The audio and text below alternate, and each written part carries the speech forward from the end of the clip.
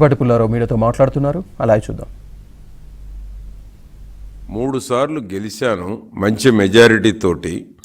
స్వతంత్ర చరిత్రలో పేటలో ఏ ఒక్కరూ చేయని అభివృద్ధిని చంద్రబాబు నాయుడు గారి నాయకత్వంలో తెలుగుదేశం పార్టీ ఆధ్వర్యంలోనే చేసి చూపించాం.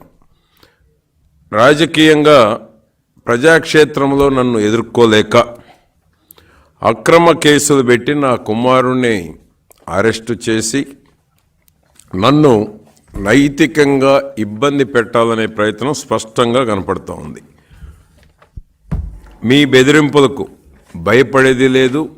నేను న్యాయాన్ని ధర్మాన్ని నమ్ముకొని ముందుకెళ్తున్నాను. నేను నమ్ముకున్న న్యాయం ధర్మం నాకు అండగా ఉండటం ఈ రాష్ట్ర ప్రజలు చూడబోతున్నారు. మీరు అరాచకాలు అకృత్యాలనే నమ్ముకున్నారు. అవే మిమ్మల్ని తొక్కిపెట్టడం కూడా తథ్యం. చిలకలూరుపేట అభివృద్ధి కోసం ప్రజల కోసం ఎంతవరకైనా పోరాడతాం. నాకు టికెట్ ప్రకటించిన 24 గంటల్లో నా కుమారుడిపై కేసు పెట్టారు. 24 గంటలు తిరక్కముందే కుమారుడి మీద కుటుంబ సభ్యులందరి మీద కేసు పెట్టారు. AP state director of revenue intelligence ఎవరి ఆధీనంలో ఉంది? ప్రభుత్వానికి సంబంధం లేకుండా రెవెన్యూ ఇంటెలిజెన్స్ సృష్టించి ఎందుకోసం ఎవరిని ఇబ్బంది పెట్టడానికి? ప్రభుత్వ ప్రేరేపిత ఉగ్రవాదానికి నా కుమారుడిపై పెట్టిన కేసు డిఆర్ఐ నా ఆత్మస్థైర్యాన్ని చిలకలూరుపేట విజయాన్ని దెబ్బతీయలేవు. జగన్మోహన్ రెడ్డి తెలుసుకోవాల్సినటువంటి విషయాలు. ఎందుకంటే చిలకలూరుపేటలో ఎదుర్కోలేక, చిలకలూరుపేటలో విజయం వన్ సైడ్ ఉందనేటువంటి తట్టుకోలేక నా కుమారుడిపై కుటుంబ సభ్యులపై బురద జల్లటమే ధ్యేయంగా పెట్టుకున్నటువంటి ఈ డిఆర్ఐ కుట్ర కేసు.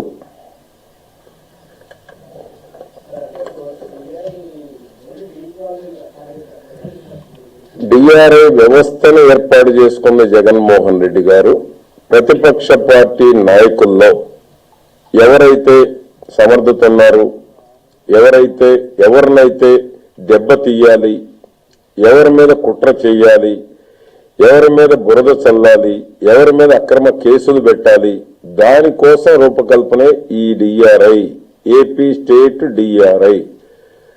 కేవలం దానికోసమే ఏర్పాటు చేసుకున్నాడు జగన్మోహన్ రెడ్డి గారు. డిఆర్ఐ వ్యవస్థ ఏర్పాటు చేసినటువంటి దగ్గర నుంచి ఈ రోజు వరకు కూడా తెలుగుదేశం పార్టీ నేతలే లక్ష్యంగా డిఆర్ఐ పనిచేస్తా ఉంది. నోటీసులు ఇవ్వలేదు. కేసు నాకు సీటు ప్రకటించిన 24 గంటల్లో కేసు రిజిస్టర్ చేశారు. రిజిస్టర్ అయినటువంటి కేసు ఆన్లైన్లో పెట్టలేదు. మాకెక్కడ నోటీసు ఇవ్వలేదు. ఇది జరిగినటువంటి వాస్తవం.